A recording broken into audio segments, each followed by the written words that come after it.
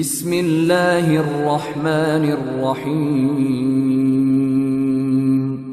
السلام عليكم ورحمة الله وبركاته إن الحمد لله نحمده ونستعينه ونستغفره ونعوذ بالله من شرور أنفسنا ومن سيئات أعمالنا من يهده الله فلا مضل له ومن يضلل فلا هادي له وأشهد أن لا إله إلا الله وحده لا شريك له وأشهد أن محمدا عبده ورسوله أما بعد அன்புள்ள சகோதரர்களே சகோதரிகளே தாய்மார்களே, இன்றைய மார்க்க வகுப்பிலே இன்றைய கால சூழ்நிலைக்கு ஏற்ப ஒரு தலைப்பான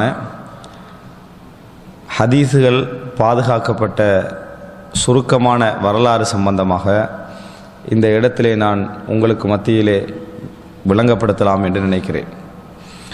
அன்புள்ள சகோதரர்களே, ஹதீஸுகள் பாதுகாக்கப்பட்ட வரலாறு என்பது ஒரு நீண்ட விரிவான ஒரு தலைப்பு.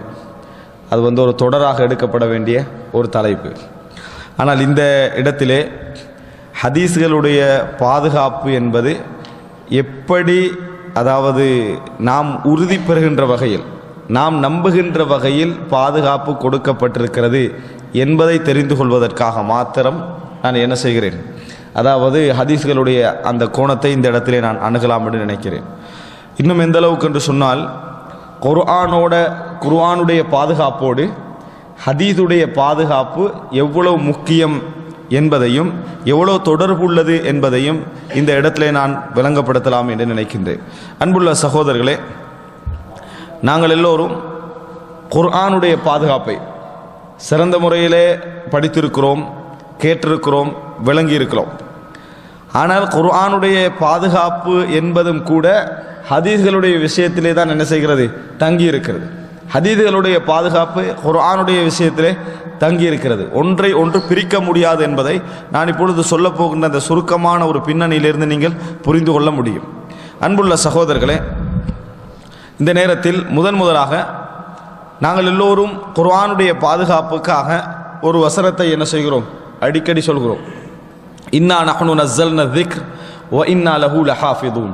நாங்களே இந்த திக்ரை இறக்கி வைத்தோம், நாமே இதனை பாதுகாப்போம் அப்படி என்று அல்லாஹு ரப்புல் ஆலமீன் குர்ஆனிலே சொல்லுகிறார். இப்போ இந்த வசனத்தை குர்ஆன் பாதுகாக்கப்படும் என்பதற்கு ஆதாரமாக நாம் என்ன செய்கிறோம், சொல்கிறோம். இந்த வசனத்தை குர்ஆன் பாதுகாக்கப்படும் என்பதற்கு ஒரு மிகப்பெரிய ஒரு ஆதாரமாக சொல்கிறோம்.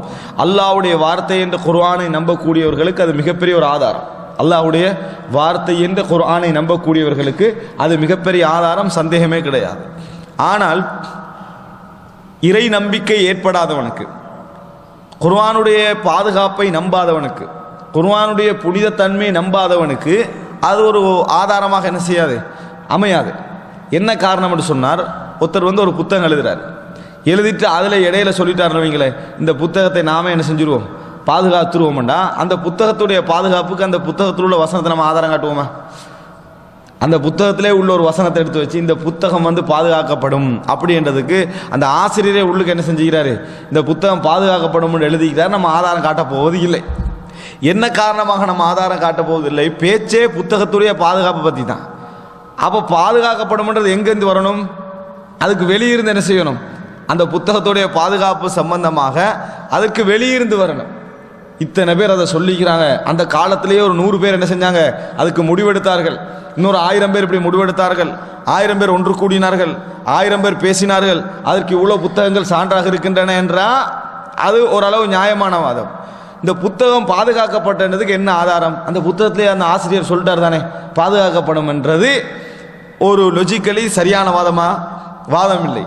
ஆனால் யாருக்கு அது சரியான வாதமாக அமையும் என்று சொன்னால், இந்த குர்ஆனை இறை வேதம் என்று நம்பக்கூடியவர்களுக்கு, இந்த குர்ஆனை இறை வேதம் என்று சொல்வதற்கான வேறு வேறு ஆதாரங்களை வைத்திருக்கக்கூடியவர்களுக்கு. இந்த ஆதாரம் அல்ல, இது பாதுகாப்புக்கான ஆதாரமே. குர்ஆன் இறை வேதம் என்பதற்கான ஆதாரங்களை வேறு வகையிலெல்லாம் வைத்திருக்கக்கூடியவர்களுக்கு தான் இந்த வசனம் என்ன செய்யும், ஆதாரமாக அமையும். இது ஒரு அம்சம். இரண்டாவது, அந்த குர்ஆன் வசனம் குர்ஆனை மட்டும் குறிக்கிறது, அப்படித்தான் நம்ம என்ன செய்கிறோம், விளங்கப்படுத்தி கொண்டிருக்கிறோம். அந்த வசனம் குர்ஆனை மட்டும் குறிக்கிறது என்கின்ற அடிப்படையில் தான் விளக்கம் நாங்கள் கொடுத்து கொண்டிருக்கிறோம். இந்த வசனத்திலே விளக்கத்திற்கு கருத்து முரண்பாடு இருந்தாலும் கூட, இந்த வசனத்துடைய விளக்கத்திற்கு கருத்து முரண்பாடுகள் இருந்தாலும் கூட, சரியான விளக்கம் என்னன்னு சொன்னால், அது குர்ஆனையும் குறிக்கும், ஹதீஸையும் என்ன செய்யும்? குறிக்கும். குர்ஆனையும் குறிக்கும், ஹதீஸையும் குறிக்கும். ஏண்டா இன்னா நஹ்னு நஸ்ஸல்னல் குர்ஆன அல்லாஹ் தஆலா என்ன செய்யல, சொல்லல. இன்னா நஹ்னு நஸ்ஸல்ன ذிக்ர, நாங்களே திக்ரை இறக்கி வைத்தோம். வ இன்னா லஹு லஹாஃபிதூன், நாங்களே அதனை பாதுகாப்போம். அப்ப அல்லாஹ் தஆலா திக்ரை இறக்கி வைத்தோம் என்று சொல்றான்னா குர்ஆனுக்கும் அல்லாஹ் தஆலா திக்ர் என்று சொல்லி இருக்கிறான். அதே போல அல்லாஹ் ரப்புல் ஆலமீனிலிருந்து ஹதீஸ் என்ற வகையில் வந்த வஹீக்கும் திக்ர் என்று அல்லாஹ் தஆலா என்ன செய்றான்? சொல்லி இருக்கிறான். குர்ஆன்ல அல்லாஹ் தஆலா சொல்கிறான், அதாவது நபியே உங்களுக்கு நாங்கள் ஒரு திக்ரை இறக்கி வைத்தோம், உங்களுக்கு நாங்கள் ஒரு திக்ரை இறக்கி வைத்தோம். எதற்காக வேண்டி? லிதுபய்யின லின்னாசி மா நுஸில இலைஹிம், உங்களுக்கு அதாவது ஒரு திக்ரை இறக்கி, அன்சல்னா இலைக்க திக்ர, உமக்கு நாம் ஒரு திக்ரை இறக்கி வைத்தோம். லிதுபய்யின லின்னாஸ், மக்களுக்கு விளங்கப்படுத்துவதற்காக, மா நுஸில இலைஹிம், அவர்களுக்கு இறக்கப்பட்டதை மக்களுக்கு நீங்கள் விளக்கப்படுத்துவதற்காக உங்களுக்கு ஒரு திக்ரை நாம் இறக்கி வைத்தோம். அது என்ன? மக்களுக்கு இறக்கப்பட்டது என்ன? குர்ஆன். உங்களுக்கு நாம் ஒரு திக்ரை இறக்கி வைத்தோம் என்ன? அது ஹதீஸை தான் என்ன செய்யுது? குறிக்குது. இந்த வசனத்துக்கு இன்னொரு தஃப்சீர் சொல்லப்படும். அது என்னன்னு சொன்னால், தௌராத், இன்ஜீல் இதெல்லாம் இருக்குது, அது மா நுஸில இலைஹிம், அவர்களுக்கு இறக்கப்பட்டவைகள். அதை விளங்கப்படுத்துவதற்காக உமக்கு நாம் என்ன செய்திருக்கிறோம்? குர்ஆனை இறக்கி வைத்திருக்கிறோம். வ அன்ஸல்னா இலைக்க திக்ர், உமக்கு நாம் குர்ஆனை இறக்கி வைத்திருக்கிறோம். லிதுபய்யின லின்னாஸ், மக்களுக்கு நீங்கள் விளங்கப்படுத்துவதற்காக, மா நுஸில இலைஹிம், அவர்களுக்கு இறக்கப்பட்டதை, இன்ஜீல், தௌராத், இப்படி என்ன வேதங்கள் இறக்கப்பட்டுச்சு, இவைகளை விளக்கப்படுத்துவதற்காக நாம் உமக்கு குர்ஆனை இறக்கி வைத்திருக்கிறோம் என்று ஒரு விளக்கம் சொல்வார்கள். அதே நேரத்தில் உமக்கு நாம் ஒரு திக்ரை இறக்கி வைத்தோம், அவர்களுக்கு இறக்கப்பட்டதை விளங்கப்படுத்துவதற்காக. அப்படின்னா உங்களுக்கு நாம் இன்னொரு வகை, அதாவது ஹதீஸ் என்ற வகையை நாம் உங்களுக்கு அறிவித்தோம். எதற்காக வேண்டி? அவர்களுக்கு இறக்கப்பட்ட குர்ஆனை விளக்கப்படுத்துவதற்காக வேண்டி. ரசூல் ஸல்லல்லாஹு அலைஹி வஸல்லம் ஒரு தௌராத்துக்கு விளக்கமா என்ன செய்யல, வரல. இன்ஜீலுக்கு விளக்கமா வரல.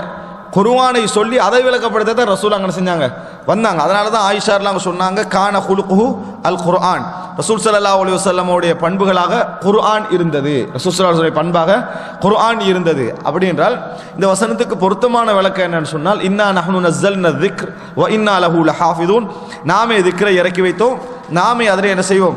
பாதுகாப்போம். அப்படி என்று சொல்றேன்னு சொன்னால் அது குர்ஆனையும் நபியோருக்கு இறக்கப்பட்டது அப்படி என்ற செய்தி ஹதீஸையும் என்ன செய்யும்?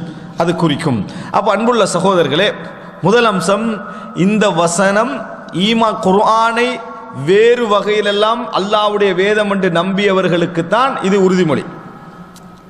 அதானே உண்மை. வேறு வகையில் இது அல்லாஹ்வுடைய வேதம் என்று நம்பியவர்களுக்குத்தான் நாமே இந்த குர்ஆனை இறக்கி வைத்தோம், நாமே பாதுகாப்போம் என்பது உறுதிமொழி. அந்த குர்ஆனையே ஒருத்தர் நம்பலன்னு வைங்களேன், அந்த குர்ஆனுடைய பாதுகாப்புக்கு நீ நம்பாத குர்ஆன்லேயே இந்த வசனம் வருதா இல்லையா, அதை மட்டும் நான் நம்புறேன்னு சொல்லுவான் அவன், அது சொல்ல மாட்டான். அவனுக்கு இது என்னது? உறுதிமொழி அல்ல. குர்ஆனை முதல்ல ஏற்றுக்கொள்ளணும், அல்லாஹ்வுடைய வேதம் என்று நம்பணும், அதற்கான ஆதாரங்களை தேடணும், அதன் பின்னால் அவன் ஏற்றுக்கொள்றான், அவனுக்கு இது என்னது? உறுதிமொழி. இரண்டாவது, இது வெறும் குர்ஆனுடைய பாதுகாப்பை மாத்திரம் என்ன செய்யலை, சொல்லவில்லை, எல்லா விதமான பாதுகாப்பையும், வஹீயுடைய எல்லா விதமான பாதுகாப்பையும் சொல்கிறது. ரசூலுல்லாஹி ஸல்லல்லாஹு அலைஹி வஸல்லம் அவர்கள் சொல்லுகின்ற ஹதீஸும் வஹீதான். வமா யன்திகு அனில் ஹவா இன் ஹுவ இல்லா வஹ்யுன் யூஹா. ரசூல் ஸல்லல்லாஹு அலைஹி வஸல்லம் அவர்கள் மனோ இச்சைப்படி என்ன பேசுவது கிடையாது, அவர் பேசுவதெல்லாம் வஹீயை தான் என்ன செய்கிறார், பேசுகிறார் என்ற செய்தியை நாம் என்ன செய்கிறோம், பார்க்கிறோம். எனவே ரசூல் ஸல்லல்லாஹு அலைஹி வஸல்லமுடைய ஹதீஸும் வஹீதான், குர்ஆனும் வஹீதான், இது நாங்கள் புரிந்து கொள்ள வேண்டும். அதே போன்று இது ரெண்டையும் பாதுகாப்பதாக அல்லாஹ் தஆலா உத்தரவாதம் எடுத்திருக்கிறான் என்பதுதான் நம்ம புரிந்து கொள்ள வேண்டிய மிக முக்கியமான விஷயம். ஏன் என்று சொன்னா, இந்த வசனத்தை எதுக்கு இப்ப யூஸ் பண்றாங்க? ஹதீஸ் லைவ் ஆக்கிறதுக்கு யூஸ் பண்றாங்க. எது?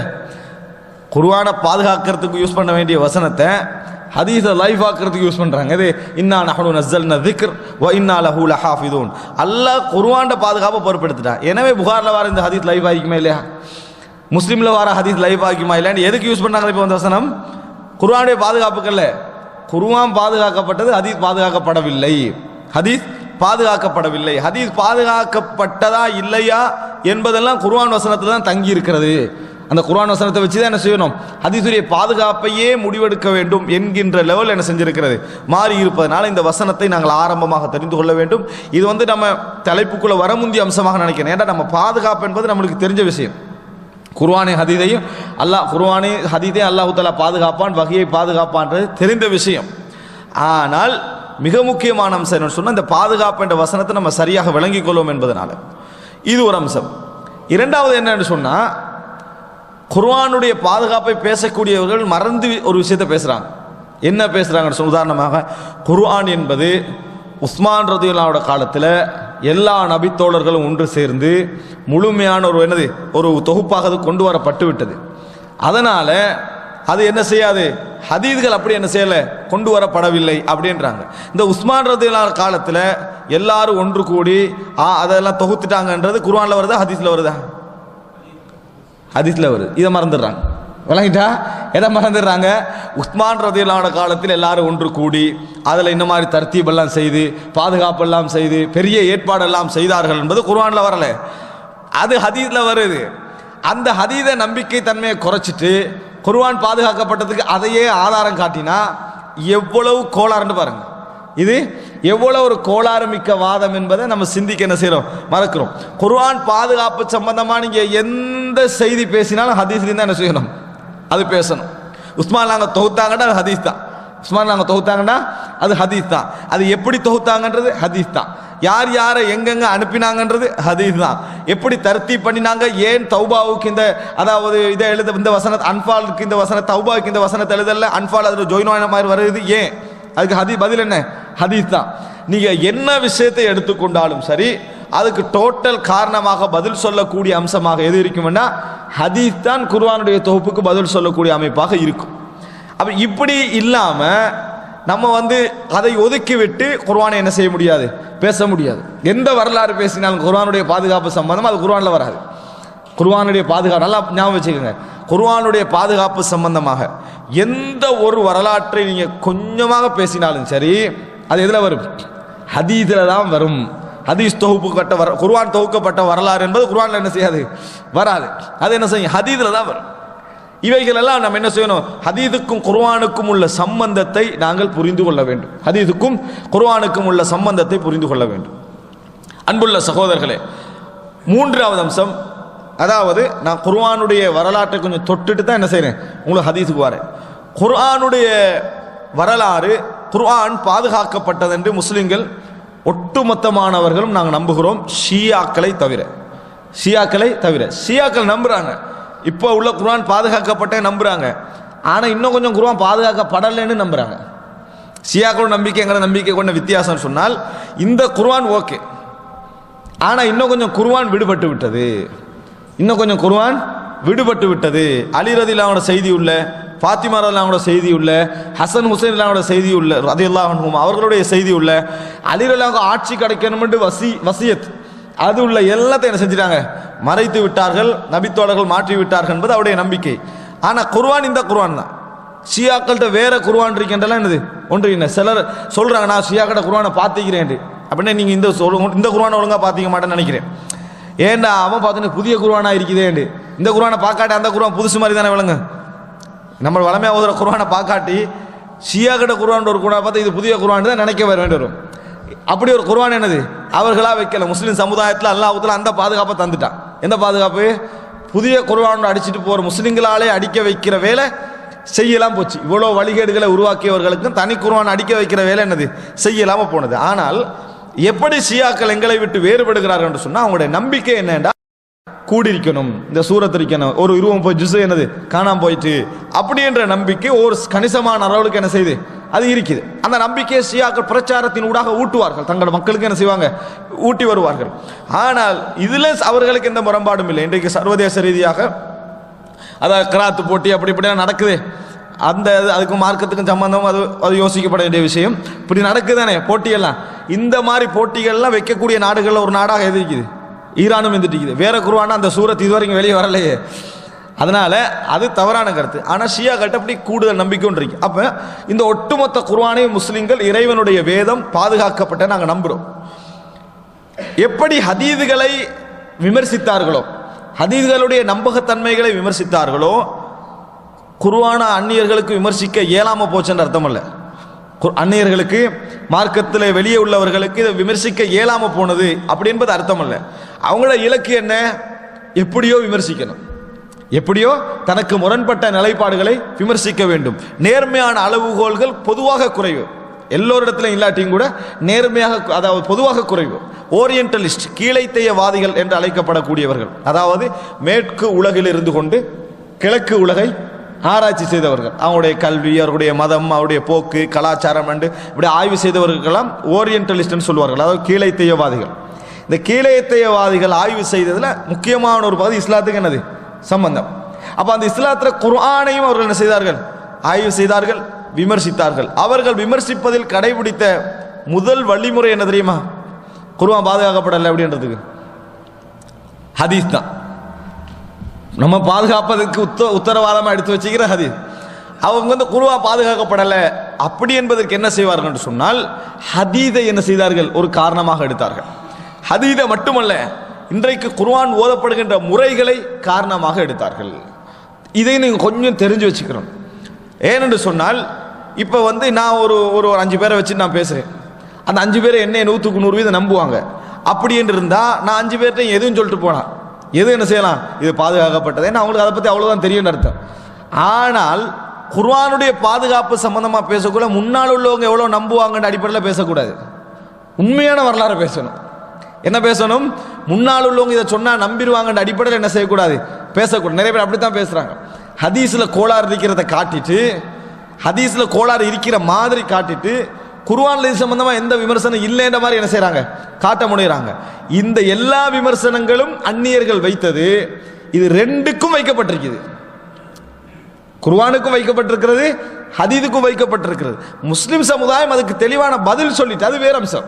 முஸ்லிம் சமுதாயம் அதுக்கு தெளிவான பதில், நேர்த்தியான நீட்டான பதில் சொல்லி முடித்து விட்டது. ஆனால் மக்கள்கிட்ட வைக்கிற நேரத்தில் குர்ஆனை பற்றி எந்த விமர்சனம் வரல, அந்நியர்கள் ஹதீஸை விமர்சிக்கிறதுக்கு இதான் காரணம் என்ன மாதிரி வைக்கிறது, இது அது பிழை. குர்ஆனை பற்றி வந்த விமர்சனங்கள் என்ன? அன்புள்ள சகோதரர்களே, குர்ஆனை எப்படி விமர்சித்தாங்கன்னு சொன்னால், நீங்கள் புகாரி முஸ்லிம் போன்ற இடங்களெல்லாம் நீங்கள் எடுத்தீங்கன்னு சொன்னால், ஒரு ஹதீஸ் ஒரு உதாரணம் பாருங்க. உபய் இப்னு கஅப் ரலியல்லாஹு அன்ஹு அவர்கள் அப்துல்லா இப்னு மஸ்ஊத் ரலியல்லாஹு அன்ஹு அவர்களுடைய மாணவர்கள் சிலர் வந்த நேரத்தில் கேட்கிறாங்க, வல்லைலி இதா யக்ஷா ஓத சொல்றாங்க. வல்லைலி இதா யக்ஷா ஓதுங்கன்றார். அவர் ஓதுறாரு, வல்லைலி இதா யக்ஷா வன்னஹாரி இதா தஜல்லா வத்தக்கரி வல் உன்சா அப்படின்னு ஓதினார். எப்படி ஓதினார் தெரியுமா? வத்தக்கரி வல் உன்சா அப்படின்னு அவர் ஓதினார். ஓதினன்னு சொல்றாரு, இப்படித்தானா அப்துல்லா இப்னு மஸ்ஊத் அவர்கள் ஓதுவார்கள் ரலியல்லாஹு ஓதுவான்னு கேட்கிறாங்க. ஓ, இப்படித்தான் அவர் ஓதுவார்கள், அல்லாஹ்வின் மீது ஆணையாக இப்படித்தான் நபி அவர்கள் எனக்கு என்ன செஞ்சாங்க, படித்து தந்தார்கள் அப்படின்றாங்க. இது சஹீஹுல் புகாரில வருது, இது சஹீஹுல் புகாரில வருகிறது. இது ஒரு செய்தி. அதுபோல நான் இப்போ உங்களுக்கு விளங்கப்படுத்தி காட்டுறேன். இது மாதிரி அதாவது முஸ்னத் அஹ்மதுல ஒரு செய்தி. என்ன முஸ்னத் அஹ்மதுல ஒரு செய்தின்னு சொன்னா, இன்னல்லாஹ ஹுவர் ரஸ்ஸாகு ذுல் குவத்தில் மதீன் அப்படின்னு வருதானே. இது மாதிரி இன்னனி அனர் ரஸ்ஸாகு ذுல் குவத்தில் மதீன் அப்படின்னு ரசூலுல்லாஹ் ஓதினார்கள் அப்படின்னு அப்துல்லா இப்னு மஸ்ஊத் ரலியல்லாஹு அன்ஹு சொல்றாங்க. இது முஸ்னத் அஹ்மதுல ஆதாரபூர்வமான ஹசனான இஸ்னாத்ல என்ன செஞ்சிருக்குது, பதிவு செஞ்சிருக்குது. அதே போல ஆயிஷா ரலியல்லாஹு சொல்றாங்க, 5 மிடர் பால் அருந்தினால், ஒரு சின்ன குழந்தை செவிலித்தாய் எடுத்து வளர்க்குறா, அவள் வந்து என்னது 5 முறை அந்த குழந்தை பால் அருந்தினால், 10 முறை பால் அருந்தினால் அந்த குழந்தை என்னது, அதாவது 10 மிடர் பால் அருந்தினால் மகரமியத்தை என்ன செஞ்சிடும், உண்டாகிரும். சும்மா சாதாரணமாக கொடுக்கறதுல என்ன செய்யாது, மகரமியத்து உண்டாகாது. 10 முறை அஷ்ரு ரதாத், 10 முறை பால் அருந்தினால் உண்டாகி பாதுகாப்பு உண்டாகிவிடும். பின்னர் 5 முறை பால் அருந்தினால், 5 மிடர் பால் அருந்தினால் மஹ்ரமியத் உண்டாகிவிடும். நபி அவர்கள் மரணிக்கின்ற பொழுது இது குர்ஆனில் ஓதப்பட்டு கொண்டிருந்தது. இது முஸ்லிம்ல வருது, இது முஸ்லிம்ல வருது. இப்ப குர்ஆனை ஒரு ஆய்வு செய்கிற ஒருவருக்கும் ஹதீதுகளை ஆய்வு செய்கிற ஒருவருக்கும் ஒரு வித்தியாசம் இருக்கணுமா இல்லையா? இதை அந்நியம் பார்க்குற மாதிரியா பார்க்கறது? எடுத்து பார்த்தோன்னே என்னடா இவ்வளோ நான் நம்ம ஓதின குர்ஆனுக்கு முரண், மைக்க போட்டாச்சு, பயணம் பண்ணாச்சு, ஹதீஸை எடு, இப்படியா பண்ணுறது? அப்படி இல்லை. இது இஸ்லாமிய சமுதாயத்துக்குன்ற ஒரு பாரம்பரியம் இருக்குது, இஸ்லாமிய சமுதாயத்துக்கு சொல்லி ஒரு வரலாறு இருக்குது. அந்த வரலாற்றின் ஊடாகத்தான் இதை மக்களுக்கு என்ன செய்யணும், கொடுக்கணும். அப்போ இவ்வளவு நாளும் ஒன்றை புரிந்து கொள்ளுங்கள். நீங்கள் வந்து ஒரு கட்டிடம் கட்ட போறீங்க, ஒரு பில்டிங் அமைச்சிட்டு முழுசா ஃபினிஷ் ஆக போகுது, நீங்கள் போறீங்க அந்த இடத்துக்கு, அங்கெல்லாம் ஒரு 100 இன்ஜினியர்ஸ் மாதிரி இருந்துட்டு இருக்கிறாங்க. நீங்கள் போகிறீங்க, உங்களுக்கு போன உடனே ஒரு பிழை வழங்குது, உடனே இந்த பில்டிங் வந்து கட்டினதே இப்போ யார் இன்ஜினியர் அப்படியே கூப்பிடுறது, அல்லது இவன் 100 பேர் இருந்தாங்களே காணாமையாக இருந்திருப்பாங்கன்னு முதலாவது நம்மளே சந்தேகப்படுறத. முதலாக என்ன செய்யும்? முதல் வேலை, ஒரு அறிவாளி செய்கிற முதல் வேலை என்ன தெரியுமா? தண்ணியை சந்தேகப்படுறது. என்னையோ காரணமாக என்ன செஞ்சுக்கிறாங்க, இதை விட்டுக்கிறாங்க, அதை கேட்போம் பண்ணுறது. அதுதான் முதலாவது செய்யணும். உடனே 100 பேரையும் சந்தேகப்பட்டு நம்ம தான் சரியென்று முடிவெடுக்கிறது தற்பெருமையுடைய ஒரு வடிவம். இது தற்பெருமையுடைய ஒரு வடிவம். இந்த ஹதீஸ் 1200 சொச்சம் வருடங்களாக பதிவில் இருக்குது. 200 வருடங்களாக பாதுகாக்கப்பட்டிருக்குது. 1200 சொச்சம் வருடங்களாக பதிவில் இருக்குது. புகாரில மட்டும் 70 சொச்சம் மார்க்க அறிஞர்கள் விளக்க நூல் எழுதிட்டு மௌத்தாகிக்கிறாங்க. முஸ்லிமுக்கு பல 10-20 மார்க்க அறிஞர்கள் விளக்கம் எழுதிட்டு மரணித்திருக்கிறார்கள். இவங்கெல்லாம் இதை பார்த்திக்கிறாங்க. அப்படி என்று சொன்னால் ஒன்றில் அவங்க காபிரா பேத்திருக்கணும். ஒன்றில் என்ன செய்யணும்? காபிரா பேத்தி இதை பார்த்தீங்கன்னா குர்ஆன் எப்படி இருக்குது, இது இப்படி இருக்குதுன்னு போயிருக்கணும். அல்லது இந்த ஹதீஸ் அவர்கள் நிராகரித்திருக்க வேண்டும், அல்லது விளக்கம் சொல்லியிருக்கணும். சரி, விளக்கம் வந்து ஒரு 10 பேர் சொல்லி 90 பேர் மறுத்திருக்கணும். 100 பேரும் விளக்கம் சொல்லிக்கிறாங்கன்னா முதலா என்ன செய்யணும்? நான் இஸ்லாமிய பாரம்பரியத்தில் வந்தவனாக இருந்தால் அதை அங்கீகரிக்கணும். இல்லைன்னா நம்மளுக்கு இஸ்லாமிய பாரம்பரியத்துக்கு சம்பந்தம் இல்லைன்னு என்ன செய்யணும்? சொல்லி. இதை தவிர இதில் வேற முடிவு இல்லை. வியாக்கியானம் கொடுத்துட்டு இதில் என்ன செய்யலாது, இருக்க முடியாது. அன்புள்ள சகோதரர்களே, இது ஒன்று, இது பரவாயில்ல. நாங்கள் இன்னும் கொஞ்சம் 2-3 புத்தகம் சொல்கிறோம். கிதாபுல் மசாஹிஃப். அன்புள்ள சகோதரி, உங்களுக்கு பதிய வைப்பதற்கான காரணம் பாதுகாக்கப்பட்ட வரலாறுங்க நீங்கள் நீட்டாக புரிஞ்சுக்கணும். கிதாபுல் மசாஹிஃப் அப்படி என்று இமாம் அபூதாவுடைய மகனுடைய ஒரு நூல். என்ன நூல்? இமாம் அபூதாவுடைய மகனுடைய நூல். அந்த நூலை எடுத்தீங்கன்னு சொன்னால் இந்த மாதிரி 3-4 செய்திகள் பார்த்தே இந்த லெவல் ஆகுதே. அந்த கிதாபுல் மசாஹிஃப்னா முஸ்ஹஃபுகள் அப்படின்னு அர்த்தம். அதில் என்ன போடுவார் தெரியுமா? இப்படி நாம் ஓதிக்கொண்டிருந்தோம் அப்படின்னு வரும். ஆனால் அது இப்போ குர்ஆன்ல என்ன செய்யாது, இருக்காது. இது மாதிரி சஹீஹான ஹதீஸ்கள் அப்படி ஒரு 10-20 என்ன செய்வார், கொண்டு வருவார். இது ஓரளவு. இன்னும் சில செய்திகளை பாருங்கள். முஸ்லிமில் வரக்கூடிய செய்தி உங்களுக்கு தெரியும். பிஅர் முஊனா கொல்லப்பட்டாங்களே நபித்தோழர்கள் 70 பேர். 70 பேர் கொல்லப்பட்ட நேரத்தில் அல்லாஹ் ரப்புல் ஆலமீன் எங்களுக்கு ஒரு குர்ஆன் வசனத்தை இறக்கினான். நாங்கள் அதை சில காலம் ஓதிக்கொண்டிருந்தோம், பின்னர் அது எம்மை விட்டு மறக்கடிக்கப்பட்டு விட்டது அப்படின்றார். சஹீஹ் முஸ்லிம்ல வருது. பின்னர் எம்மை விட்டது மறக்கடிக்கப்பட்டு விட்டது. லவ்கான லிபினி ஆதம வாதியானி மின் தஹபின் லபதகா இலைஹிமா சாலிசா வமா யம்லவு ஃபாஹு இல்ல துராப். ஆதமுடைய மகனுக்கு 2 ஓடைகள் தங்கம் இருந்தால் அவன் 3வது ஓடை என்ன செய்வான், தேடுவான். அவனது வாயை மண்ணை தவிர எதுவும் நிரப்பாது. இதை நாங்கள் அல்ஹாக்கு முத்தகாதுர் சூரா இறங்குகின்ற வரைக்கும் நம்ம ஓதிக்கொண்டிருந்தோம். குர்ஆன் வசனமா என்ன செஞ்சோம், ஓதிக்கொண்டிருந்தோம். உமர் இப்னுல் கத்தாப் ரலியல்லாஹு அன்ஹு அவர்கள் புகாரி முஸ்லிம்ல வரக்கூடிய ஒரு செய்தி. இதெல்லாம் புகாரி முஸ்லிம்ல முஸ்னத் அஹ்மத்ல வரக்கூடிய செய்திகள். உமர் இப்னுல் கத்தாப் ரலியல்லாஹு அன்ஹு அவர்கள் மிம்பர்ல இருந்துட்டு சொல்றாங்க, அதாவது ரசூலுல்லாஹி ஸல்லல்லாஹு அலைஹி வஸல்லம் அவர்களும் கல்லெறிந்து கொண்டார்கள். திருமணம் முடிச்சுட்டு விபச்சாரம் செய்தவர்களை கல்லெறிந்து கொண்டார்கள். அபூபக்கர் ரலியல்லாஹு அன்ஹு எறிந்தார்கள். அப்படி என்று சொல்லிட்டு அல்லாஹ்வின் மீது ஆணையாக மக்கள் எல்லாம் குர்ஆனில் இவர்கள் அதிகரித்து விட்டார்கள் அப்படி என்று சொல்லுவார்கள் என்று மட்டும் நான் பயப்படவில்லை என்றால் கல்லறிந்து கொள்ளல் பற்றிய வசனத்தை குர்ஆனில் நான் எழுதியிருப்பேன் உமர் இப்னு கத்தாப் ரலியல்லாஹு அன்ஹு. ஏனென்றால் நாங்கள் அதை இறங்கிச்சு, நாங்கள் ஓதினோம், பின்னர் அது எங்களை விட்டு உயர்த்தப்பட்டு விட்டது என்றார் உமர் இப்னு கத்தாப் ரலியல்லாஹு அன்ஹு. எப்படி சொல்றாங்க? கல்லறிந்து கொள்ளல் பற்றிய வசனம் குர்ஆனில் இருந்தது, நாம் ஓதினோம், பின்னர் உயர்த்தப்பட்டு விட்டது. உமர் அதிகரித்து விட்டார் என்று மக்கள் சொல்லவில்லை என்றால் நான் என்ன செஞ்சிருப்பேன், நான் எழுதியிருப்பேன் என்று உமர் இப்னு கத்தாப் ரலியல்லாஹு அன்ஹு சொல்றாங்க. இது நான் உங்களுக்கு ஒரு 10-12 செய்தி சொன்னேன். இப்படி தொகுத்தீங்கன்னா ஒரு 100 செய்தி எடுங்க.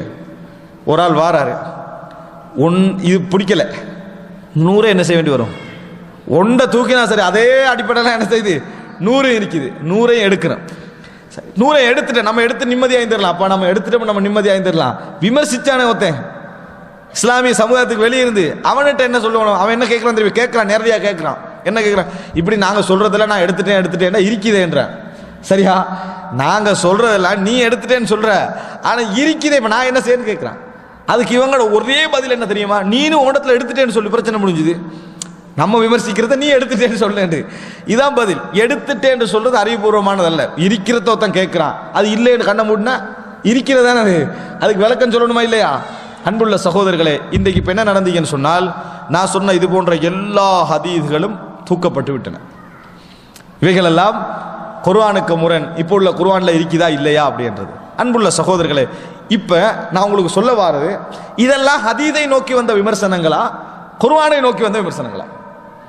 குர்ஆனை நோக்கி வந்த விமர்சனங்கள். குர்ஆனில் எந்த குர்ஆன் பாதுகாக்கப்பட்டிருக்கின்றது என்று ஹதீதுகள் சொல்லுதோ, எந்த ஹதீஸ்லேருந்து நாங்கள் ஆதாரங்கள்லாம் முன்வைக்கிறோமோ, உஸ்மான் நாங்கள் தொகுத்தாங்க, இப்படி தொகுத்தாங்க, இந்த மாதிரி தொகுத்தாங்க, அதே ஹதீஸில் அப்படி தொகுக்கப்பட்ட காலத்தில் அப்துல்லா இப்னு மசூத் என்ன சொன்னாரு, உபய் இப்னு கஅப் என்ன சொன்னாங்க, ஆயிஷா ரலியல்லாஹு அன்ஹா என்ன சொன்னாங்க, இந்த நபி தோழர் என்ன சொன்னார், எப்படி என்ற செய்தி எல்லாம் என்ன செய்தி வருது. பாதுகாக்கப்பட்ட செய்தியை மட்டும் வச்சுக்கிட்டு முரண்பட்ட செய்தியை மட்டும் எடுங்கடா, யாருடைய வேலைன்னு அவன் நினைப்பா. இயற்கையா என்ன வரும், என்ன பாதுகாக்கப்பட்டா மட்டும் அதெல்லாம் எடுக்க சொல்றீங்க, முரண்பட்டா மட்டும் அதெல்லாம் எடுங்கன்றீங்கடா, அது யார பிரச்சனை போயுது? இது ஒரு உண்மையான பதிலே கிடையாது.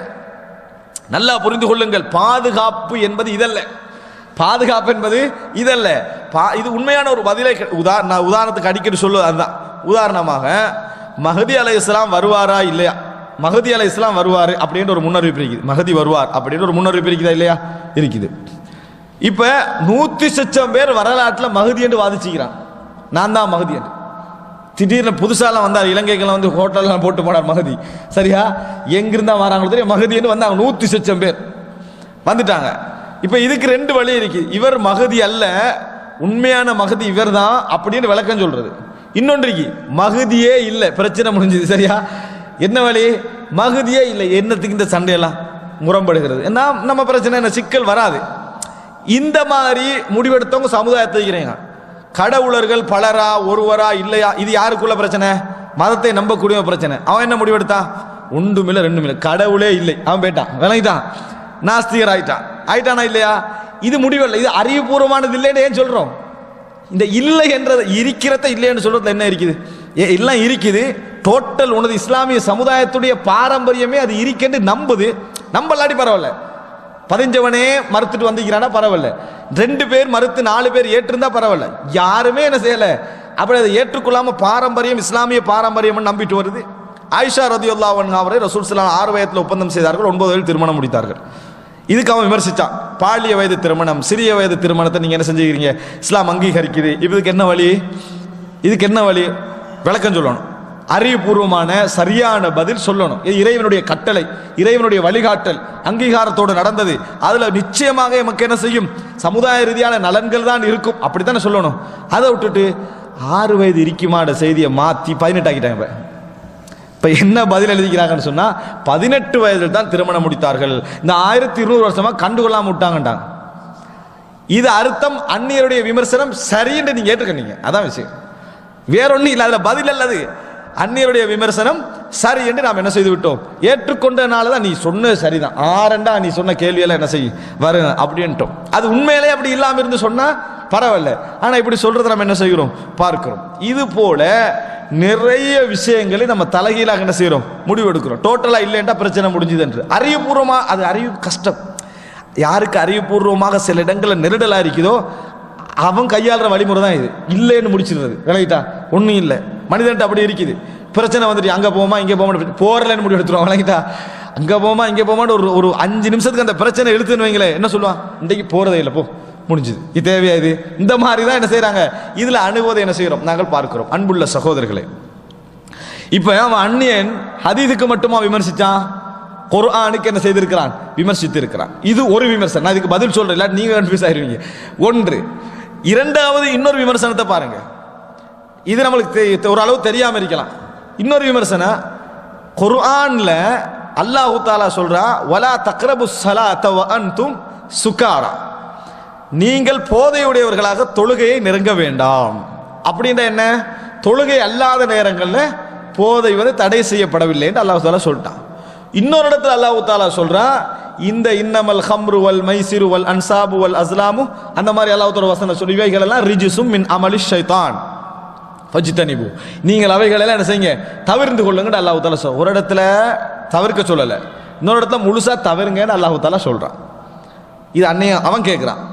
சரியா, அவன் என்ன கேட்கிறான்டா, இது ஏன் இது ஒரே குர்ஆன்ல ஒன்று கொண்டு முரண்படுதா இல்லையா, விளக்கம் புற வைங்க. சரியா, ஒன்று கொண்டு இது முரண்படு, குடிங்கன்னு சொல்லுது கொஞ்ச நேரத்துக்கு, டோட்டலா குடிக்காதீங்கன்னு இடத்துல சொல்லுது. இதா அதாவது மனைவிய அதாவது கணவன் இறந்துட்டான், அப்போ வந்து என்ன செய்யும் 4 மாசம் 10 நாள். ஆனால் குர்ஆன்ல இன்னொரு வசனம் வருது 1 வருஷம். என்ன செய்யணும்? 1 வருஷம் அல்லாஹ் தஆலா என்ன செய்யறான் சொல்லி காட்டுறான். அப்ப இதுக்கு என்ன விளக்கம் அப்படின்னு கேட்கிறான். விபச்சாரத்துக்கு ஒரு தண்டனை அல்லாஹ் தஆலா ஆரம்பத்தில் சொன்னான், அதுக்கு பின்னால தான் இன்னொரு தண்டனை அல்லாஹ் அதாவது இந்த கசையடி என்ன செஞ்சான் அதுக்கு பின்னால சொன்னான். இந்த வசனங்களை அவன் கேட்கிறான், என்னண்டு முரணா இல்லையா? முரண். அவனுக்கு உனக்கு முரணாக இருக்கலாம். இதை நம்பக்கூடிய சமுதாயம் அதை ஒரு விளக்கத்தோடு பாதுகாத்துட்டு வர. முரண்களை சமாளிச்சுட்டு வந்த அர்த்தம் அல்ல, முரண்களை சமாளிச்சு வந்த அர்த்தம் அல்ல. இறக்கப்பட்ட காலத்தில் இருந்து அதை எடுத்து ஏண்டா இப்படி தூக்கி போட்ட புத்தகத்தை நம்ம பாதுகாக்கல. ஒருவர் இருந்து விளங்கப்படுத்தினார், ஒருவர் இருந்து ஒரு சமுதாயத்தை காப்பாற்றி வந்தார், பாதுகாத்து வருது. என்ன சொல்றோம்? இந்த வசனம் அல்லாஹ் ரப்புல் ஆலமீன் ஆரம்ப காலத்திலே சட்டமாக இறக்கினான், பின்னர் அந்த சட்டத்தை என்ன செஞ்சான் மாற்றினான் அப்படின்னு நம்ம சொல்றோமா இல்லையா? இதுக்கு சொல்றது நஸ்ஹ், மாற்றுதல் என்று. இதை கூட இஸ்லாமிய அறிஞர்கள் ஒருத்தர் 1-2 பேர் பார்த்தாங்க, இது கூட அவ்வளோ நல்லா இல்லையே, அல்லாஹ் ஏன் மாத்தன? அவன் கேட்டான், அல்லாஹ் ஏன் மாத்தனு? மாற்றமே கிடையாதுட்டாங்க. அது அந்த கட்டத்துக்கு அது, இந்த கட்டத்துக்கு இது. புதுசா இஸ்லாத்துக்கு வந்தா சாராயம் கொஞ்சம் இருக்கத்தான் செய்யும், சாராயம் இருக்கத்தான் செய்யும். ஓகே, இப்போ அந்த கட்டத்துக்கு இது என்ன அனுமதின்னு அர்த்தம். வலா தக்ரபு ஸலாத்த வஅன்து சுகரா, அவனுக்கு ஒரு 5 வருஷம் ஆகின பிறகு இவனுக்கு என்ன செஞ்சிட்டாங்க, விளக்கம் சொல்ற மாதிரி ஒரு விளக்கத்தை என்ன செய்தார்கள், சொன்னார்கள். மாற்றம் நசுகை எடுக்க முடியாது அப்படின்னு. ஆனால் இது என்னது, அவனுடைய கேள்வி என்ன, நம்ம என்ன பதில் சொன்னோம் பாருங்க. 2. 3வது, குர்ஆன்ல இது போன்ற அதாவது அவன் வைத்த விமர்சனங்கள்ல உண்டு. ரசூலுல்லாஹி ஸல்லல்லாஹு அலைஹி வஸல்லம் அவர்கள் ஏன் எழுதுவதற்கான ஏற்பாடை செய்யவில்லை? அன்றைக்கே என்ன செய்யல, ஏன் ஏற்பாடு செய்யல? அபூபக்கர் காலத்திலேயாவது ஏன் அது முடியல? இதெல்லாம் கேட்டானா இல்லை? அப்ப குர்ஆனுக்கான கேள்விகள் இல்லை என்று அர்த்தம் அல்ல, குர்ஆனுக்கான கேள்விகள் இல்லை என்று அர்த்தம் அல்ல. அதுக்கெல்லாம் நம்ம என்ன முடிவெடுத்தோம்? நான் உங்களுக்கு சொல்ல வர்றது தான், என்ன முடிவெடுத்தோம்? விளக்கம் சொன்னோம், எதையும் தட்டல, எதையும் நம்ம என்ன செய்யல, விமர்சிக்கல, அதுக்குரிய நியாயங்களை எல்லாம் என்ன செஞ்ச மக்களுக்கு முன்வைத்தோம். இதை ஏன் நம்ம ஹதீஸ்ல கடைபிடிக்கிறோம்? இல்லை, குர்ஆனுக்கு மட்டும் அப்பளுக்காக விமர்சனம் வராமையா இருந்தது. ரசூலுல்லாஹ்களுக்கே விமர்சிச்சு, அவ்வளோ தூய்மையான வாழ்க்கை வாழ்ந்து, அவ்வளோ பகிரங்கமான வெளிப்படையான ரகசிய வாழ்க்கையும் வெளிப்படையாக வைத்த ரசூல் ஸல்லல்லாஹு அலைஹி வஸல்லம் அவர்களுக்கே வச்சானா இல்லையா? எத்தனையோ விஷயங்களை என்ன விமர்சனங்களை வைத்தான். எத்தனையோ பேர் ஆட்சியாளர்களாக இருக்கிற டைம்ல ஆயிரக்கணக்கில் திருமணம் முடிச்சாங்க. ரசூல் ஸல்லல்லாஹு அலைஹி வஸல்லம் ஒரே ஒரு கன்னி பெண்ணை திருமணம் முடிச்சு விட்டு 10 விதவை பெண்ணை திருமணம் முடிச்சதுக்கு ரசூலுல்லாஹ்களை விமர்சிச்சானா இல்லையா? 60,000 திருமணம் முடிச்சாண்டல அவன் வரலாறை வைத்துக்கொண்டு 11 திருமணங்களில் 10 பேர் விதவையாக முடிச்சோன்னா விமர்சிச்சாங்களா இல்லையா? இது என்ன செய்யுது? விமர்சிக்கிறவங்க இருக்கத்தான் செய்வாங்க. குர்ஆனுக்கு விமர்சிக்கிற நேரத்தில் என்ன நிலைப்பாடு எடுத்தோம்? பதில் சொன்னோம். ஏன் ஹதீதுக்கு நாங்கள் அந்த நிலைப்பாடு எடுக்கிறோம் இல்லை? குர்ஆனுக்கு விமர்சிக்கலன்னு அர்த்தம் இல்லையே. குர்ஆனுக்கு விமர்சிக்காம அல்லாஹ்வுடைய வசனத்தை காபிர்களை ஏற்றுக்கொண்ட மாதிரி காட்டிட்டு இப்ப இன்னா நஹ்னு நஸல்னா இருக்கிற காபிர்களை ஏற்றுக்கிட்டாங்க. அது அல்லாஹ்வே சொல்லிட்டான், குர்ஆன் பாதுகாக்கப்பட்டு ஹதீதுல தான் நம்மளை விமர்சிக்கிறோம்னு அந்நியர்கள் இப்போ ஹதீதை மட்டும்தான் இலக்கா வச்சுக்கிற மாதிரியும் குர்ஆனுக்கு அவங்க இலக்கே இல்லாத மாதிரி நினைக்கிறாங்க. குர்ஆனை இலக்கா வச்சு தான் இருக்கிறாங்க, குர்ஆனை விமர்சித்து தான் இருக்கிறார்கள். அப்படியே இல்லையா? அந்த டைம்ல நம்ம விளக்கம் சொன்னோமா இல்லையா? இதே தான் நம்ம ஹதீதுக்கும் எடுக்க வேண்டிய சரியான நிலைப்பாடு. சரி, இப்போ இந்த இடங்களுக்கு நான் வாரேன். அன்புள்ள சகோதரர்களே, அல்லாஹ் தஆலா சொல்கிறான், மா நன்சஹ் மின் ஆயத்தின் அவ் நுன்சிஹா. மா நன்சஹ், நாங்கள் எந்த ஒரு வசனத்தை மாற்றினாலும், அவ் நுன்சிஹா அல்லது அவைகளை மறக்கடிக்க செய்தாலும். மாற்றின வசனம் ஓகே, எங்க மறக்கடிக்க செஞ்ச வசனம் சொல்றானா இல்லையா அல்லாஹ் குர்ஆன்ல? மா நன்சஹ் மின் ஆயத்தின் அவ் நுன்சிஹா, நாங்கள் எந்த வசனங்களை மாற்றினாலும், அவ் நுன்சிஹா அதை மறக்கடிக்க செய்தாலும், நஅதி பிகைரின் மின்ஹா அவ் மித்லிஹா, நாங்கள் அதை விட சிறந்ததை கொண்டு வருவோம், அதை போன்றதை கொண்டு வருவோம், அல்லது அதை போன்றதை கொண்டு வருவோம்.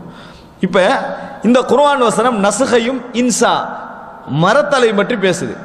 நம்ம நஸ்க் இருக்குது, இன்சா எங்க மறக்கடிக்க வச்சது எங்க? நான் சொன்ன எல்லா வசனங்களையும் சொன்ன சில ஹதீதுகள், இதை எல்லாவற்றையும் அறிஞர்கள் இந்த 2வது பகுதியில் சேர்த்தார்கள். எதுல சேர்த்தார்கள்? 2வது அவ் நுன்சிஹா. அல்லாஹ் தஆலா இந்த குர்ஆனை எப்படி சட்டங்களை இலசுபடுத்துவதற்காக ஆரம்பத்தில் ஒரு சட்டமும் பின்னர் 6 சட்டமும் சொன்னாங்களோ, வாய்மொழியிலேயே பழகின அரபுகளுக்கு இலேசுபடுத்துவதற்காகவும் குர்ஆன் என்ன செஞ்சா, ஆரம்பத்தில் ஒரு வடிவத்திலும் பின்னர் இன்னொரு வடிவத்தில் அல்லாஹ் தஆலா என்ன செஞ்சான், இறக்கினான். பின்னர் இன்னொரு வடிவத்தில் இறக்கினான்.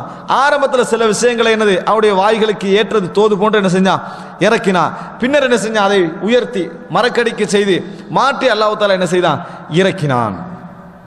இதுதான் அவங்க அதுக்கெல்லாம் சொன்ன ஒரு அழகான பதில். சட்டங்களை மாற்ற நோக்கம் இருந்தது. இதனால தான் நீங்க குர்ஆன் சம்பந்தமா படிக்கிற எல்லா நேரங்களையும் இதை சொல்லுவாங்க, மன்சூகுல் ஹுக்கும், சட்டம் மாற்றப்பட்ட வசனங்கள் ஓதல் இருக்கும். இன்றைக்கு நாங்கள் சில வசனங்கள் ஓதுறோம், சட்டங்கள் மாற்றப்பட்டு விட்டு, ஆனால் ஓதல் என்ன செய்து இருந்து கொண்டிருக்கிறது. இன்னும் சில வசனங்கள் ஓதல் மாற்றப்பட்ட வசனங்கள், ஓதலாக அது இருந்தது, இப்போ அது ஓத கூடாது என்ற சட்டம் ரசூல் ஸல்லல்லாஹு காலத்திலேயே என்ன செஞ்சுட்டு அது வந்தாச்சு. அது ஓதலை ரசூல் ஸல்லல்லாஹு அலைஹி வஸல்லம் செஞ்சுட்டாங்க, தடுத்துட்டாங்க. ஒன்றில் ரசூலாங்க அதை எப்படி இம்ப்ளிமெண்ட் பண்ணாங்க அது தெரியாது. ரசூல் ஸல்லல்லாஹு அலைஹி வஸல்லம் அவர்கள் ஒன்றில் இதை விளங்கப்படுத்தி இருக்கலாம், இல்லை நபி அவர்களே அது ஓதலை என்ன செஞ்சிருக்கலாம், விட்டிருக்கலாம். அந்த அந்த நடைமுறையின்மையினால் அப்படியே ரசூல் ஸல்லல்லாஹு என்ன செஞ்சிக்கலாம், மறக்கடிக்க செய்திருக்கலாம். இந்த ரெண்டுல ஒன்று அல்லாஹ் சொல்றான், நுன் சிஹா, நாங்கள் மறக்கடிக்க செய்வோம்ன்றான். இப்படி மாற்றப்பட்ட விஷயங்களா இருக்கலாம். இந்த இரண்டு அடிப்படையிலும் இருந்ததனால்தான் அபூபக்கர் ரலியல்லாஹு அன்ஹுடைய காலகட்டத்தில் குர்ஆனை எழுதுவதற்கு இல்லாட்டி எல்லாரையும் போட்டிருக்கலாம், ஹாஃபில்மார் எல்லாரும் தகுதி, அதுக்கு குர்ஆன் எழுதுவதற்கு எல்லாரும் ஹாஃபிலா தான் நினைக்கிறாங்க தகுதி. ஏன் குறிப்பிட்ட சில நபித்தோலை தேர்ந்தெடுத்தாங்கண்டா, எது வந்துடக்கூடாது, ஓதல் மாற்றப்பட்ட வசனங்கள் உள்ளுக்கு வந்துடக்கூடாது. ஓதலை மாத்திட்டாங்களே, ஓதக்கூடாது, ஓத ஆரம்பத்தில் இறக்கப்பட்ட வசனங்கள் பின்னது ஓதல்ற சட்டத்தை மாற்றப்பட்டாச்சு, ஓதக்கூடாது என்று வந்தாச்சு. அது எதுக்குள்ள வந்துடக்கூடாது, இதுக்குள்ள என்ன செய்யக்கூடாது, வந்துடக்கூடாது. சட்டம் மாற்றப்பட்ட வசனங்கள் ஓதுறது இருந்தா ஓகே, அது வேறு விஷயம். ஆனா ஓதுறதே ரசூலுல்லாஹ் என்ன செஞ்சிட்டாங்க, நிறுத்திட்டாங்க, வானான்ட்டாங்க. அது எதுக்குள்ள எழுதப்படக்கூடாது, குர்ஆன்ல எழுதப்படக்கூடாது என்பதனால தான் உமர் இப்னு கத்தாப் சொன்னார்கள், குர்ஆனில் கூட்டி விட்டார்கள் என்று மக்கள் பேசுவார்கள் என்று பயமில்லை என்றால் நான் என்ன செஞ்சிருப்பேன், அதை எழுதியிருப்பேன். ஆனால் அது ஓதல் என்ன செஞ்சுட்டு ஏற்கனவே மாற்றப்பட்டு விட்டது என்பதை உமர் இப்னு கத்தாப் சொல்றாங்க. அதைத்தான் ஆயிஷா சொல்றாங்க, ஆரம்பத்தில் 10 வசனங்கள் பால் குடித்தல் என்றது குர்ஆனில் இருந்தது, அதன் மூலம் மகரமாகும் என்றது. பின்னர் 5 இருந்தது. ரசூலுல்லாஹ் மரணிக்கிற நேரத்தில் கூட குர்ஆனில் உள்ளதாக அது ஓதப்பட்டு கொண்டிருந்தது. மினல் குர்ஆனில் உள்ளதாக அது ஓதப்பட்டு கொண்டிருந்தா, ஓதல் மாற்றப்பட்டது மக்களுக்கு செய்தி போய் சேரல, அவ்வளவுதான். ஓதல் மாற்றப்பட்ட செய்தி மக்களுக்கு போய் சேரவில்லை. சேராதனால சில மக்கள் என்ன நினைச்சிருந்தாங்கன்னா, இன்னும் அது குர்ஆன்ல உள்ளதா நினைச்சிட்டு என்ன செஞ்சாங்க, ஓதிக்கொண்டிருந்தார்கள். வஹுன்ன ஃபீமா யுக்ரஉ மினல் குர்ஆன், பாருங்க, வஹுன்ன அவைகள், அந்த வசனங்கள், ஃபீமா யுக்ரா ஓதப்படக்கூடியதாக, மினல் குர்ஆன் குர்ஆனிலே ஓதப்படக்கூடிய இருந்த நேரத்தில் ரசூலுல்லாஹ் மௌத் ஆகினாங்க. அப்படின்னா ரசூலுல்லாஹ் மரணிக்கிற நேரத்துக்கும் அந்த ஓதல் மாற்றப்பட்ட வசன நேரத்துக்கும் கொஞ்சம் தான் கெப் இருந்தது, இடைவெளி இருந்தது.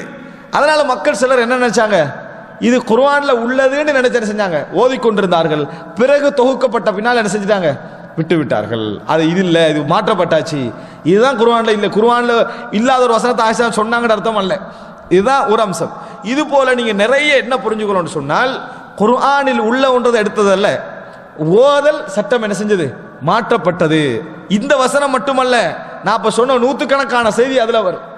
ஓதல் மாற்றப்பட்டவைகள் இவைகளெல்லாம் வத்தக்கரி வல் உன்சா என்கின்ற முறையில் ஆரம்பத்தில் ரசூல் ஸல்லல்லாஹு அலைஹி வஸல்லம் ஓதினார்கள். பின்னர் என்ன செஞ்சிட்டாங்க, வமா கலக்கத் தக்கர வல் உன்சா, அல்லது ரெண்டை ஓதி வந்தார்கள், பின்னர் என்ன செஞ்சாங்க, ஒன்றை விட்டு விட்டார்கள். இப்படித்தான் அதை புரிஞ்சுக்கொள்ளணும். இதை உமர் இப்னு கத்தாப் ரலியல்லாஹு அன்ஹு சொல்றாங்க, உபை இப்னு கஅப் அவர் எங்களிலே மிகவும் ஓதக்கூடிய நபர். உபை இப்னு கஅப் நல்ல கராத்துள்ளவர், ஓதக்கூடிய நபர், ஓதல் பற்றி அறிவுள்ளவர்.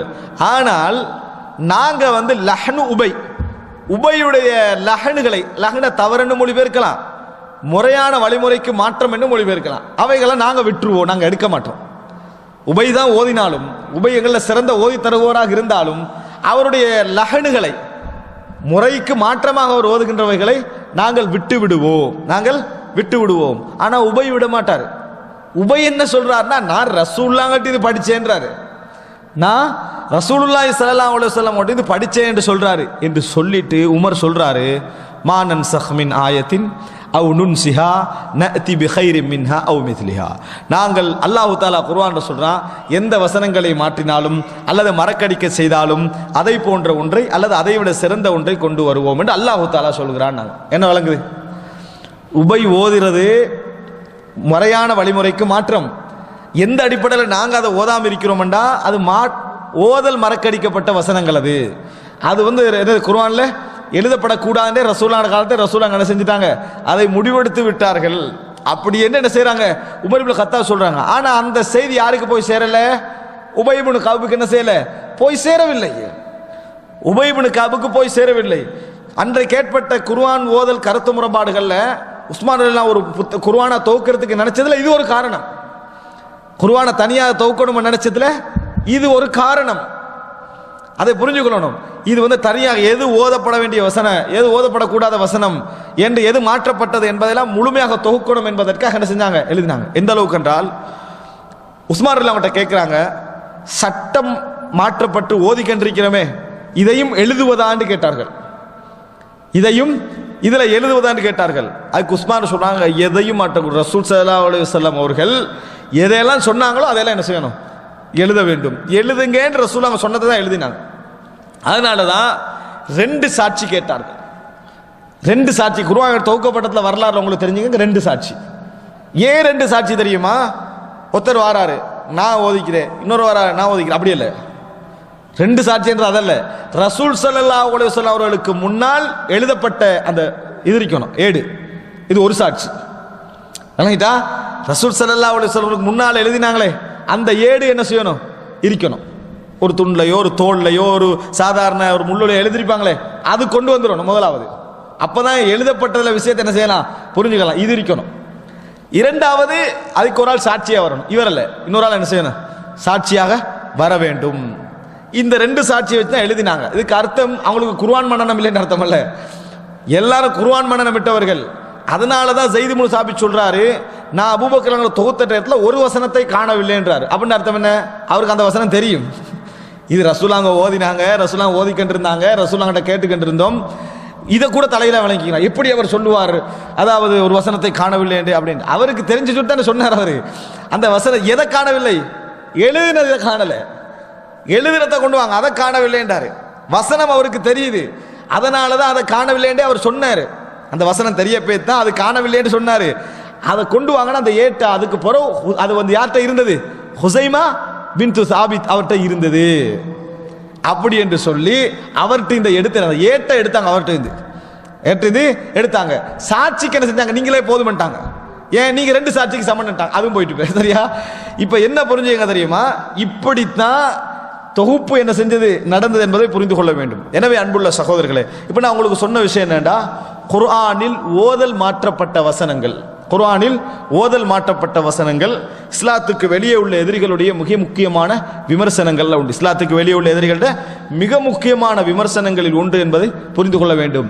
அந்த விமர்சனங்களை எப்படி இஸ்லாமிய அறிஞர்கள் அறிவுபூர்வமாக அழகாக அவன் கற்பனை பண்ணிக்க மாட்டான், இப்படி ஒரு பதில் இந்த சமுதாயம் வைத்திருக்கும் என்று அப்படி அழகான பதில். சார் நான் கேட்கிறேன், இப்படி ஓதினது இப்படி ஓதினதுல நீ வச்சுக்கிறேன், நாங்க வச்சுக்கிறோமா? நாங்க தான் வச்சுக்கிறோம். விளங்கிட்டா? ஆதாரபூர்வமான அறிவிப்பால் வரிசை நாங்க தான் சொல்றோம். நாங்க அதை நிராகரிக்கவே இல்லை. ஆனா அதுக்குரிய விளக்கம் நம்ம வைத்திருக்கிறோம். அல்லாஹ்வுடைய குர்ஆன் வசனத்திலிருந்து என்ன செய்யறோம், அதை நாம் எடுத்து காட்டுகிறோம். இது ஒரு அம்சம். அவர்கள் விமர்சித்ததுல குர்ஆனை நோக்கிய விமர்சனங்கள். இன்னொன்றை புரிஞ்சுக்கங்க, கிராஆத் இன்ற வரைக்கும் ஒவ்வொரு முறையில் என்ன செய்யறாங்க, ஓதுறாங்களா இல்லையா? எல்லாருக்கும் ஒரு கன்ஃபியூசிங். இந்த 7 கிராத்னா என்னன்னு ஒரு 10 நிமிஷமாவது சொல்லுங்க ஒரு சப்ஜெக்ட் என்ன செய்யுது. இந்த 7 கிராத் சப கிராத்ன்றாங்க தானே, இதை அவர்கள் விமர்சித்தார்கள். அது என்ன குர்ஆன் 7 முறையில் ஓதுறது அப்படி என்று சொல்லி குர்ஆன்ல என்ன செஞ்சாங்க, ஒவ்வொரு குர்ஆன் மொரோக்கோ சவுதியிலேருந்து பிரிண்ட் ஆகும், மொரோக்கோக்குரிய குர்ஆனோட பிரிண்ட் ஆகும். இதே வசனம் தான் அதில் இருக்கும். ஆனால் ஃபத்தஹ் கஸ்ரில் 1.5 இடத்துல என்ன செய்யும், வித்தியாசம் வரும். அதுக்கு என்ன செஞ்சுட்டாங்கன்னு சொன்னா, இதுக்கு இப்போ அந்நியர்களுக்கு பதில் சொல்றாங்க. என்ன சொல்லிட்டாங்கன்னா, இது சவுதி வேணுமென்று என்ன செய்யறது, அநியாயம் செய்திருக்கிறது, குர்ஆனிலே விளையாடி இருக்கிறாங்க. விளங்கிட்டானே, வேணுமென்று குர்ஆனிலே விளையாடி இருக்கிறது. அந்த குர்ஆனையை கொண்டு வந்து இப்படி காட்டி சொல்றாங்கன்னா, இது குப்பை, இது பொய்ன்னு சொல்றோன்றாங்க. எது, அந்த மொரோக்கோவுக்கும் அந்த வடமாகாணத்துக்கும் போற குர்ஆன், இன்னும் உள்ள துருக்கி அந்த மாதிரி ஏரியாக்களுக்கு போற குர்ஆன் இருக்குது, அதில் வந்து இதெல்லாம் என்ன செய்யணும், இது வந்து இதெல்லாம் எரிக்கணும், இதில் குர்ஆனில் விளையாடி இருக்கிறார்கள், அதில் உள்ஹும்துன்னு இருக்கேன்னு சொல்லி அதில் அது இந்த ஐயாக்க நம்புது ஒய்யாக்க நஸ்தா எனக்கு வேற மாதிரி இருக்குதுன்னு சொல்லி என்னது அதெல்லாம் சொல்கிறாங்க. அறியாமை பார்த்தீங்கன்னா. ரெண்டாவது விமர்சனம், அன்புள்ள சகோதரர்களே, குர்ஆனுக்கு அவங்க என்ன விமர்சனம் வச்சாங்கன்னு சொன்னால், குர்ஆனில் இப்படியும் ஓதலாம் அப்படியும் ஓதலாம் அப்படி என்று இருக்கிறது, அதுக்கு ஏற்ற மாதிரி இடம்பாடுகளும் குர்ஆனில் வந்திருக்குது, இதே ஒரு பெரிய ஆதாரம், குர்ஆனுடைய இது பாதுகாக்கப்படலைன்னு அந்நியர் விமர்சனம் வச்சான். அன்றையிலிருந்து வரைக்கும் விமர்சனம் வைத்துக் கொண்டிருக்கிறான். ஆனால் சுப்ஹானல்லாஹ், அற்புதமாக இஸ்லாமிய சமுதாயத்தில் குர்ஆனுடைய ஓதல் முறை எழுத்தும் பாதுகாக்கப்பட்டு அதை நபிகளார் என்னென்ன வடிவங்களில் ஓதினார்களோ அந்த வடிவத்துடைய ஓசை முறைகளும் பாதுகாக்கப்பட்டிருப்பதற்கான ஒரு ஆதாரம் அது. எல்லாரும் எழுத்த பாதுகாத்துடலாம், அதை 4 முறையில் உச்சரிச்சாங்கிறத பாதுகாக்கலாமா? 4 முறையில் உச்சரித்தார்கள் என்பதையும் பாதுகாத்த ஒரு இடத்த நான் கேட்கிறேன், ஒரு எழுத்த 4 முறையில் உச்சரிச்சா குத்தம்? அது யார் சொன்னது குத்தம் என்னது? குத்தமே கிடையாது. எழுத்துல உனக்கு என்ன பிரச்சனை? அதே மாதிரி தானே வச்சுக்கிறாங்க. இன்றைக்கு இஸ்லாமிய சமுதாயம் 1350 வருடங்களுக்கு முன்னால் உள்ள எழுத்தை படிச்சுக்க நிற்குது. நீங்க எவ்வளோ அரபு படிச்சாலும் குர்ஆன் ஓதக்குள்ள தனியாக படிக்க வேண்டியதா இல்லையா? ஏன் அன்றைக்குள்ள எழுத்தை நம்ம என்ன செய்யறோம், இன்றைக்கு படித்துக் கொண்டிருக்கிறோம். அந்த நுக்தாக்கெல்லாம் எடுத்தோம்னா அதே ஃபார்மேட்டில் என்ன செய்யுது, இந்த எழுத்து இருந்து கொண்டிருக்கு, அதை படித்துக் கொண்டிருக்கிறோம்.